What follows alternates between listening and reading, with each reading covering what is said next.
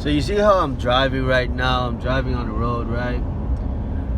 So if I had a crying kid in the background trying to get my attention, pulling on my shirt, whatnot, the noise and him tugging on my shirt, plus me driving and trying to maintain on my lane, etc., that's the equivalent of you following God and having distractions by the devil in the background.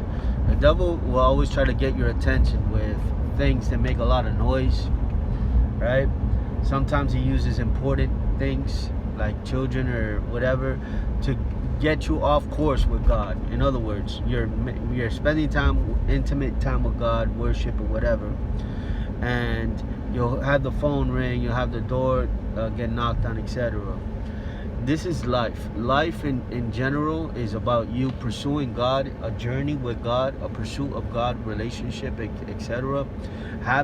Wanting to participate with the things of heaven, so wanting to pull down heaven on earth, right? On earth as it is in heaven, right?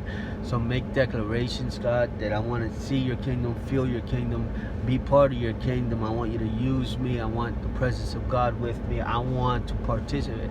So basically it's like this earth, the world, has nothing to offer you except a lot of things that are guilty pleasure. Now, one of the things that we do get to participate in as Christians is like the scenery, the blue skies, the trees, the birds, the animals, all that creation that God created. We get to enjoy that. But everything else, it has a contamination to it, right? A pollution.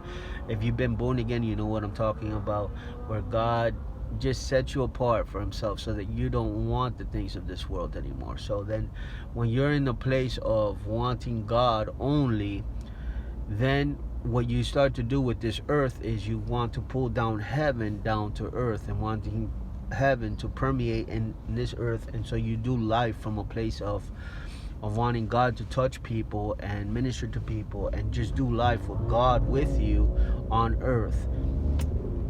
So you're looking at people like you are anointed to handle their baggage because of God in your life, because God is with you, Emmanuel, right?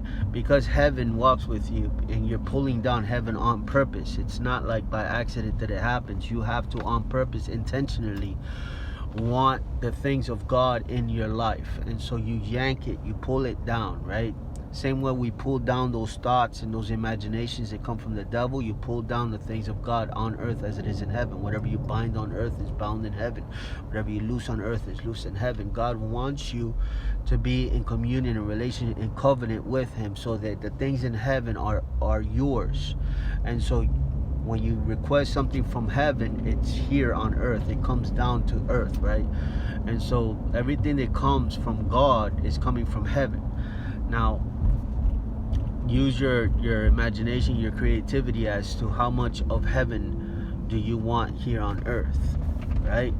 So you pray for the cleanliness, the godliness, the wholesomeness of heaven to come down on earth. You pray for the healing of heaven. How nobody is sick in heaven, right? So you pray for that to come on earth, and then you live from that place, and you'll find that living on earth from that place, from that mentality, from that posture, that position, that you position yourself from heaven. You're living from heaven on earth, and you become somewhat of a gift or a present or a blessing to everybody around you. You're not seeking your own. You're not seeking your own. You're not thinking about yourself. You're thinking about God. You're thinking about heaven, angels assisting you. You're thinking about people and how to benefit them with the resources that come from God. So it's a beautiful thing. But we have to train this up here to think like he thinks. So you pray those prayers to see things from his perspective. And the Bible helps a lot as well. So God bless you.